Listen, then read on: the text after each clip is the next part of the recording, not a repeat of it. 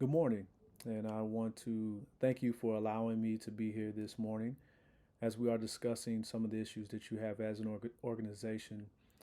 And I'm here as an expert in this field of industrial and organizational psychology to ensure that your goals are met. I take these situations and these meetings very seriously, and I just want to create an atmosphere this morning that would allow you to have some thought provoking questions that would allow a conversation to stir, and more importantly, for questions to be answered in depth. So, as we begin this morning, I want to introduce myself. My name is Justin Nichols Sr., and I have been with our firm for approximately 15 years. It is my understanding that you have several questions for me this morning, and I do not want to waste any of your time. So, if it is okay with you, we'll go ahead and get started. So, question number one, you have um, how have recent historical events affected the course of research in organizational psychology? I would say, first and foremost, the obvious one is the COVID-19 virus. The COVID-19 virus has affected organizations in so many different ways. And one in particular is how we balance our work and family, but more importantly, how organizations push and move forward in a virtual world. As you know, COVID-19, the preventative measures that were taken by the United States and internationally did not allow for organizations to meet in person. So the virtual components that was offered via WebEx, Zoom, Microsoft Teams, it was really a total switch in how we go about meetings, how we go about thinking about projections, supply chains, how we can effectively communicate within our teams and as an organization. And that has truly affected us in the depths of not only the organization but individually. The more individuals feel comfortable in these meetings and these settings to reinvent themselves, to really stay focused and allow for good behaviors at work and ethics and outcomes. That was really one area, the COVID-19 virus, that put a lot of pressure on businesses, both financially as well as culturally. As a result, the organizations that were most flexible in the communication infrastructure, IT infrastructure, um, communication teams, being able to get word out through various means, not only to their employees, but through to their vendors, to their customers, were the ones that were successful. And also the ability to reinvent themselves. We've seen that so often in the manufacturing industry where they were manufacturing particular products and had to completely switch in order to survive. So there's a lot of different outcomes that have allowed for um, great success stories as well as not so great. I think in the end, what it has taught us is that we have to have a balance of being able to meet in various through various mediums, to be able to be flexible not only from the individual standpoint, but also not so rigid as a corporation to not allow individuals to move and work on a beach, to move and work in areas in which they are with family, to switch times and working hours continuously as our culture and our nation and internationally business itself changes. The next question that was brought up in our meeting was describe the socialization process for graduate students in your program. Is the program successful in socialization, newcomers, and creating job embeddedness? I would first say that Liberty University is a great university and has done a great job in the socialization factor. One thing in particular is it has consistently brought new students into the program through communication, not only through academic advisors, but through just the love of Jesus Christ. Each instructor is continuously engaging and encouraging students through Scripture continuously throughout the week, specifically on Wednesdays when we know that's Hump Day. It's a challenge that we are looking forward to the weekend, but just emails of encouragement. It has been opportunities to enter into a place of interdependence, not to allow us to be isolated in situations in which we feel as if we are independent and we don't need any help. It's counterproductive towards our overall goals and the socialization of this organization. As a graduate student, there has been many areas that would mimic residential campus life, which is the online campus ministries and the writing clubs that you can get into and get help and resources, the different student body clubs that you can also get involved with as an online student. I think it's extremely important to look and reflect upon um, just the organizational goals and values, those things that even in our program as industrial organizational psychology, there are a lot of things we're going to study within the scientific field, but there's been a great job into bringing in those believers and to also align them with what Scripture says. And I think that really aligns with the organizational goals and values. It allows for language to be consistent, not only within the field of psychology, but also within the community of believers. And I think the Liberty University has done a great job in that. So these are just continuous examples of how the graduate program itself can be a model and a reflection upon what organizations can do in the socialization to ensure that they come from that recruitment and onboarding through being one of embedded in part of the overall culture that would move towards high performing and proficient employees that value the stated goals and behaviors of your organization. So I think that's very important as an example that this graduate program has offered. The next question would be, how can an organization reduce or prevent work-family conflict? I think I think it's troubling and/or challenging to completely reduce or prevent, to prevent work-family conflict.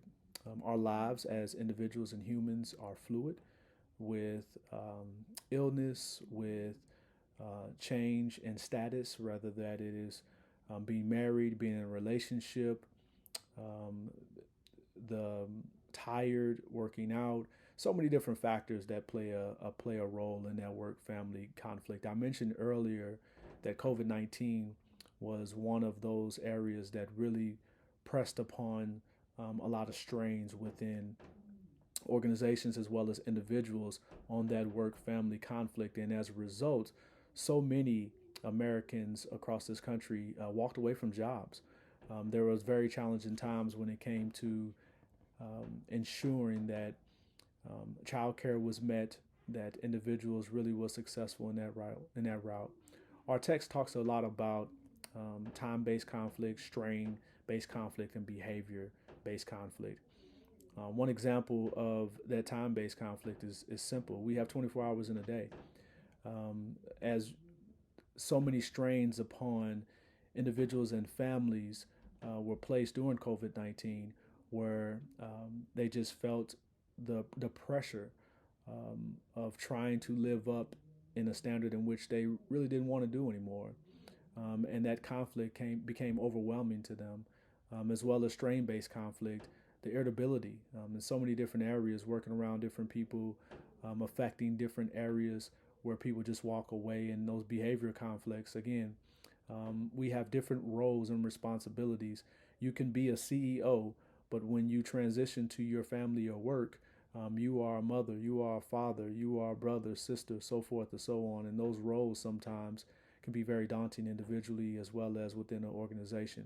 I think the organization itself can do a good job in just being mindful to move away from those traditional constructs of family and work conflicts. Rather, that is only really acknowledging married couples and children, to be more inclusive in individuals that are going through different challenges within life in general, cohabiting couples to engage more so in that, as well as individuals with pets, individuals that are taking care of elder parents or family members.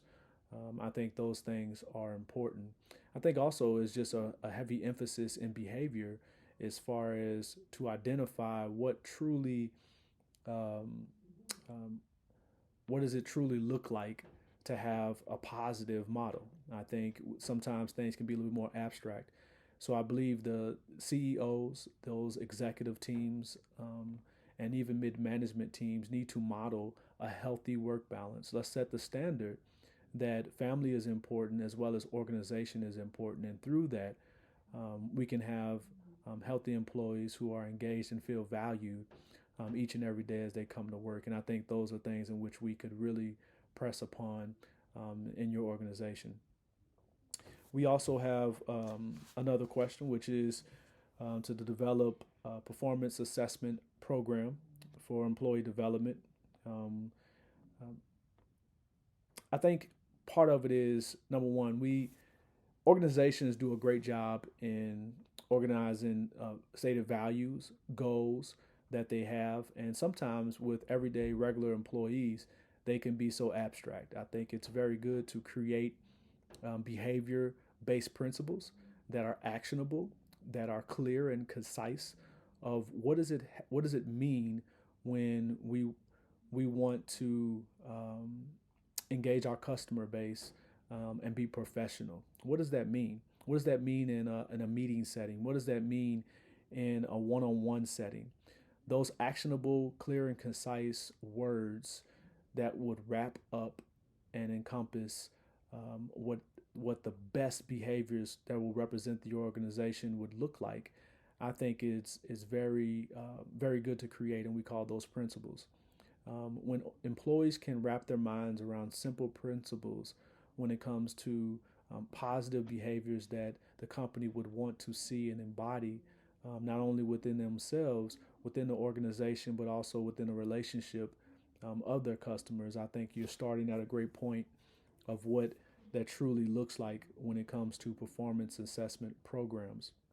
I think also what you have to look at is just the very basics of those standards, which is um, your roles and responsibilities within those organizations. Clearly identify them. What does it mean when you talk about your job descriptions, performing those major tasks associated with your job, even those extra roles? What does it look like for someone to step up and take leadership roles within your organization? What are the necessary steps in order to do that? Um, I think also downtime behaviors, right? So often that we don't want those negative behaviors to derail the individual as well as the organization or the relationship we have within our customer base. So I think it's important to identify those downtime behaviors that could potentially be destructive or hazardous towards those stated goals. Clear, concise, simple, actionable steps, as well as to identify those particular areas in video and a lot of meeting content, boards within the meeting rooms to produce productive conduct. I think overall you are starting to get the foundation and basis for um, great performance assessment programs. Now, lastly, is what are some possible common organizational constraints that can lead to counterproductive behavior? I think um, there are a lot out there. I think in general, you want to break it down into two different areas. That's the organization as well as the individual. I think when it comes to um, some of those organizational things, everybody has been to meetings. It seems as if you have a meeting for a meeting. So one clearly would be that don't waste any employee's time or any company's time. Let the meeting be specifically about those major things, and let follow up um, be minimized so we can really get towards the nuts and bolts of those stated goals. Don't waste time. Don't be late to those meetings. Be respectful of individuals' time, and more importantly, the organization's time when it comes to being productive at work, because we are being paid for that. I think also it's looking into um, more so of deliberate acts by the employee that may derail relationships, interdependent relationships, where we're talking about rumors, we're talking about talking behind people's backs, we're talking about negative actions and behaviors from not only the bottom level employees but also executives that would derail some of those positive things that we would want. We would want any of those things to work against us. So again, it goes to modeling those good behaviors in meetings, and also to be able to address it simply and sharply when it is brought to the forefront within group settings, to be able to get to the root cause of why an individual may feel that they need to talk negatively or exhibit those counterproductive behaviors. And that could be done in a one-on-one setting, or that could be done briefly to stop it, and then reimagine the conversation into a different area. So ultimately, I believe that all of these questions are fair and honest, and I brought to you a lot of different perspectives and experience in various areas of my life that I think could be beneficial to your organization. So as a whole, I would love to follow up with these questions at a different time that we can press upon deeper in explanation. And until then, I just want to thank you for the opportunity. God bless.